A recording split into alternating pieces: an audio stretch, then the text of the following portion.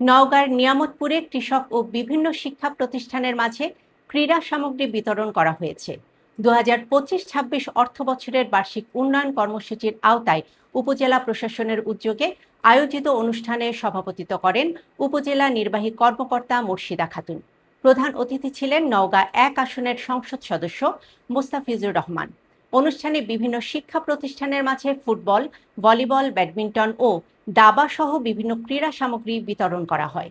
পাশাপাশি কৃষকদের মাঝে স্প্রে মেশিনও প্রদান করা হয়। এ সময় নিয়ামতপুর উপজেলা কৃষি অফিসার রফিকুল ইসলাম, উপজেলা প্রাণী সম্পদ কর্মকর্তা আবদুল্লাহ আল মামুন সহ বিভিন্ন দপ্তরের কর্মকর্তা, শিক্ষক ও সুধীজন উপস্থিত ছিলেন।